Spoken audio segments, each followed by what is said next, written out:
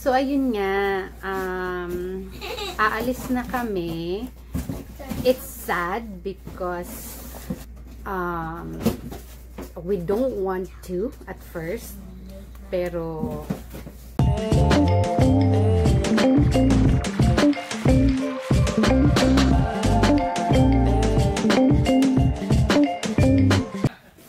hi everyone! How are you all doing? Kami okay naman by God's grace. My house is so good. So, I'm here. We are here to give you our life update as of summer of 2025. So, we just came from the church and dumiretso na kami dito kasi ang dami pa naming gagawin. And currently, we are packing our things. Yun, so we are packing our things because we are going to leave. So, ayun nga, aalis na kami. And it's sad because we've been here for like more than 2 years already. This is our home for more than 2 years. And kailangan na namin umalis. We don't want to at first. Pero because of some situation that we have to really decide to move. You may want for a while? Okay. And I have a TV. So, nasa na ba ako? So, we need to leave. Kailangan namin umalis. So, ito, medyo makalat yung... Hello! Ouch. Hey, I can Okay. see. Hello! So, ang kalat kasi yan dami naming gamit. Yan. Bakit nga ba kami aalis? Kasi my employer decided that we should go back to the office 4 times a week. So, ang layo kasi ng biyahe ko pag nagko-commute. Kasi nagko-commute lang ako ng bus. So, ang pagpunta pa lang is more than 2 hours. So, pagbalik pa. So, kung araw-araw ako in 4 days, Monday to Thursday, magko-commute ako, nakakapagod. Siyempre, hindi lang naman, di ba, pagdating ko, kailangan ko pa magluto, kailangan ko pa mag-prepare ng mga bagay-bagay. So, it would be stressing if we would continue this way. Kaya, yun, nag-decide talaga kami na mag-move na. It was announced like March or April. So, they've given us enough time to, you know, plan kung, yun nga, kung lilipat.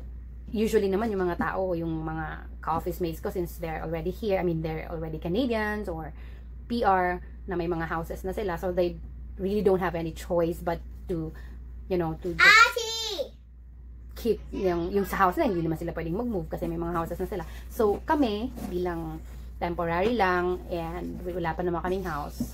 So, kailangan ko talagang mag-move. Nung una, parang matagal na rin sinasabi ng boss ko na baka gusto mong lumipat nga because ang layo nga ng office. Alam niya yung current travel time ko going to the office. So parang binanggit niya na gusto naming lumipat, di ba? Pero for the longest time, sinabi ko okay lang naman akong mag-travel kasi 2 times a week. Excuse me. A big house. Kasi 2 times a week lang naman yung pasok. So, parang kaya ko pa. Pero, yun nga, nung nagbago, sabi namin, okay, this is the time that we have to move na talaga. So, we're sad kasi yun nga, sanay na kami dito. We love our neighborhood here. Gusto namin yung may-ari kasi talagang ang bait niya. Knowing our story before, diba, about Asaph, talagang binigyan niya kami ng chance to stay here. Tapos wala kaming narinig na kahit ano, talagang ang bait. So, we were really blessed to be here. And, ayun, nakakalungkot kasi syempre yung kids, they're going to change schools, and then si Asaph, meron siyang friend sa neighborhood na parang, yun nga, may friend siya. So, yeah, it's sad, but I think this is the wisest thing to do as our next step dito. Mom, this is outside. You gotta go in the house. Let's make it house. So, ayun lang ang aming life update. And we're gonna show you, pag nakalipat na kami, we're gonna show you quick ano naman kung saan kami lilipat. So, basically, the new place, medyo malapit na siya sa office, like 12 to 15 minute drive from the new location. Tapos pag nag-commute, I think 30 minutes to 40 minutes pag nag-bus. So, na-excite na rin kami kasi kahit papano, yung thought na lapit na lang namin, ako, especially ako.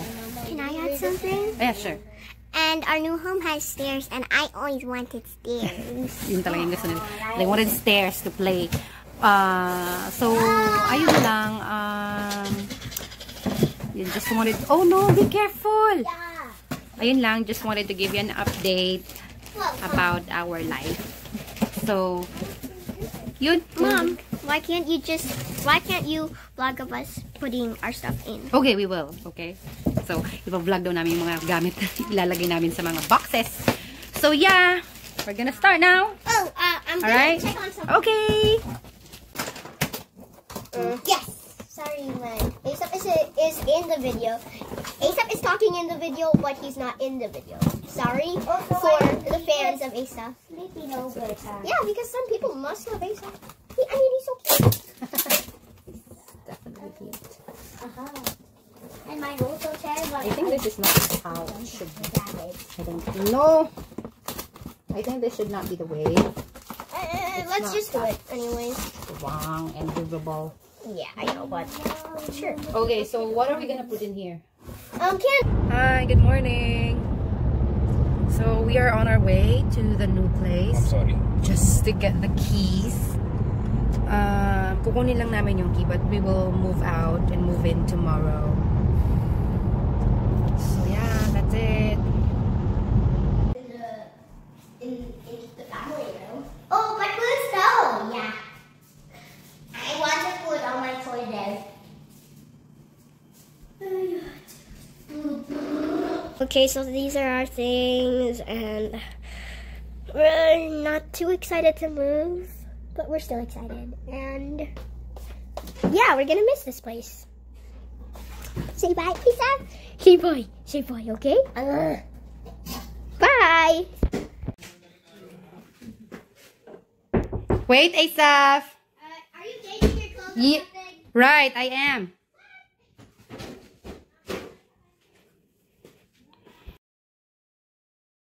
This is the day.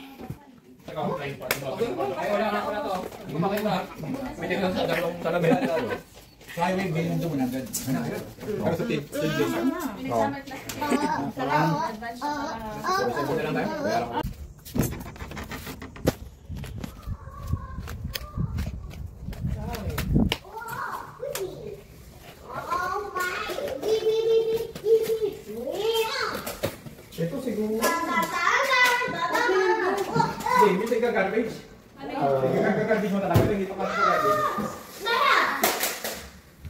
Kalat ko na lang talaga. Or... Ano ba yung naman yun?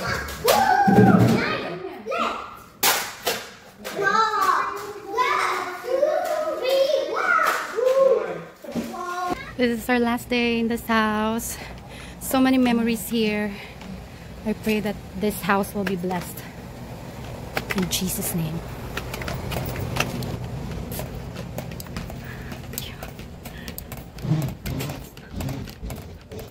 What can you say? What can you say? Well, I'll miss this place. You're gonna miss this place? Me too. What? You're gonna I'm going to miss Sweet Home. home, sweet home. Okay. But we didn't pack up the memories there. It's okay. Oh no, But this we're is his having home. a new home. Okay, let's We're go. having a new home. Okay. Okay drive to? Okay drive? Ha? Okay drive? Oo lang. Hey, move. Ate. Come on, let's go. Pa? Okay. See ya. We're moving, guys. Yes, I can't wait to move. Si Bro Bob ang magdadrive. Hello. Si Joseph nandoon. Hall.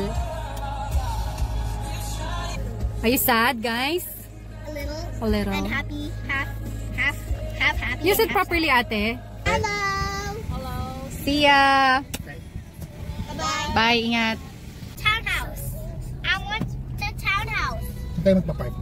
Can you stop? I don't want downstairs. I don't want downstairs. We're not having the go here, Mom. This is boring.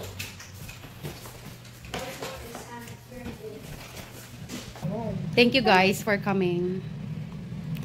Thanks for the help. No problem. Ganun talaga ang Buhay. Bayanihan. Ikaw. Wala masyadong pwede. Wala. Sinagdagan niya yung ano. Hi! Ulit! Hello. So, pabalik na kami ulit. Nag-lunch lang kami. So, ayun, nakakamiss. Na-miss namin yung Scarborough. And ano ba yung mamimiss natin doon, Georgina? What are you gonna miss there? Ako, I'm gonna miss, of course, the park. What are the parks in there? Night Star Park. My school's park. Actually, my school has 2 parks. And Brinton Park. So, Those are the ones near us. Yeah. And then we're gonna miss STC. Yeah. We're gonna miss Panam. Ay, nakakamiss. Kasi 2 years din, more than 2 years din kami doon. So, nung paglabas namin, parang nakakaano din, sakit din sa puso. Kasi we've built memories there. In 400 meters, use the second from the left lane to turn left onto Erin Mills Dami Parkway rin. South, Peel Regional Road 1 South. Ang dami naming pinagdaanan din, parang from the lowest point of our lives, we were there. When God blessed us, we were there. Diba? What is it? The good thing about us At the light, use the second from the left lane to turn left onto Erin Mills Parkway South, Peel Regional Road 1 South. Signs for Regional Road 1 Erin Mills Parkway. Yeah, I got my own room. Yun. So, nakaka-stress maglipat. Like, it's like, parang nag-Pinas to Canada kami. Parang mas masyadong stressful. Parang ilang araw na akong, ilang gabi, Never mind. ilang gabi na akong hindi maayos ang tulog. Syempre, mag-unpack pa ulit, diba? Parang ilang days pa ulit yun. But anyway, we're happy because we have another, this is a new journey for us. And we're going to create a new memory. Tapos nag-message yung landlady namin. Nag-message siya sa akin. Siyempre sa akin lang, nag-message siya sa akin na parang, they're happy na they've met us. Tapos ayun, sobrang thankful din kami sa kanila kasi they've opened their house to us na parang nag-risk sila sa amin kasi nung time na yun wala pang kaming work. Continue on Peel Regional Road 1 South for 1 kilometer. And ayun, we are very grateful for them. Tapos yun nga, yung isa pa na sobrang wala siyang mga reklamo. Talagang sobrang bait talaga niya na landlady. At kasi nagstay kami ng 2 days. Extra 2 days kasi para sana maglipat kami ng Saturday. Tapos binigyan ko siya ng nagsend ako ng pera para for the 2-day period na pag-stay namin. Alam mo, binalik niya. Sabi niya, give something for your kids. Sabi niya gano'n. Binalik niya? Binalik niya. No. Binalik niya yung e-transfer. So, sobra talagang blessed din kami talaga sa na-stayhan namin. So, ayun lang. Ayun, inaantok na ako. Pagod na. Pero, so I think that would be all. Next update Take naman. the next right onto Thomas Street. Yun lang. Say bye-bye! If you like our videos, please be sure to click the subscribe button below.